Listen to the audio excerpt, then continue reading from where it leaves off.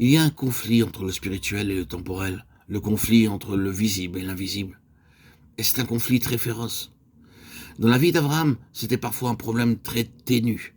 Vous voyez, d'une part qu'Abraham était béni du Seigneur et était prospère, il y avait les signes que le Seigneur était avec lui. Il y avait l'accroissement, l'élévation, une grande élévation, oui, une stupéfiante prospérité.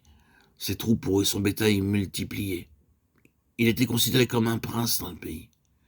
Et cependant, cette abondance de bénédictions était parfois parvenue à un tel point qu'en un instant tout pouvait être compromis, que ce soit par la disette ou par une famine dévastatrice. Pourquoi Dieu avait-il béni, accru et fait prospérer et permettait-il, alors que quelque chose puisse en un instant tout remettre en cause? C'est plutôt une difficulté, un problème que tout cela, n'est-ce pas vrai? Est-ce qu'il n'aurait pas mieux valu qu'il soit moins prospère plutôt que d'être ainsi menacé?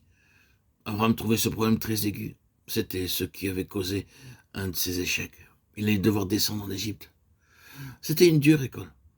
Qu'est-ce que cela signifie? Il semble parfois que Dieu donne d'une main et reprenne de l'autre la prospérité et la bénédiction, en permettant alors que quelque chose menace et détruise la bénédiction. Y aurait-il en Dieu une contradiction? Est-ce qu'il se dénie lui-même?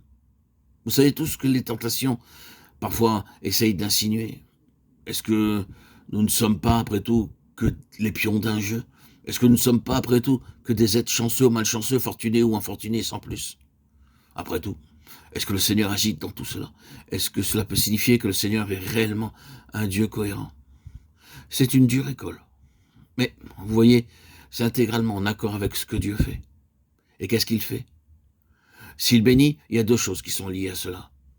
En premier lieu, la bénédiction d'Abraham, la prospérité et l'accroissement devaient trouver leur soutien dans le ciel et non pas sur la terre.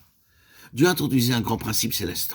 Le Seigneur peut bénir et accroître, mais Dieu interdit toujours que nous puissions supposer que désormais nous allons nous suffire à nous-mêmes, que nous pouvons compter sur quelque chose et qu'ayant obtenu telle ou telle autre chose, nous pouvons maintenir une certaine progression par notre propre élan.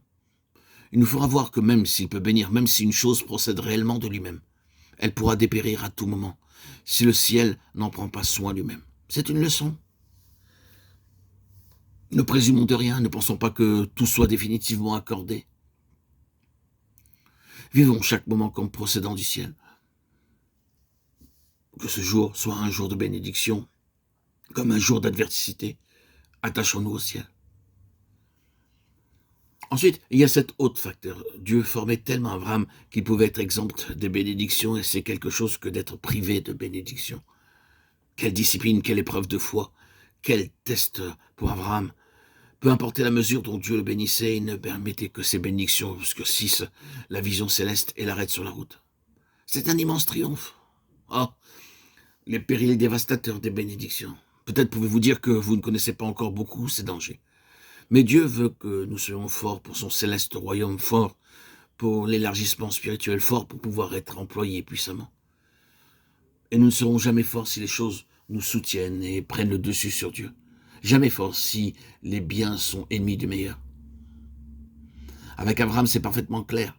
Qu'il soit dans la prospérité ou dans l'adversité, ce n'était jamais prétexte à l'arrêter ou à lui laisser croire qu'il était parvenu. Si à aucun moment il avait pu se croire arrivé, tout était très rapidement remis en question. Tous ceux-là sont morts dans la foi sans avoir reçu, mais ayant vu et salué de loin.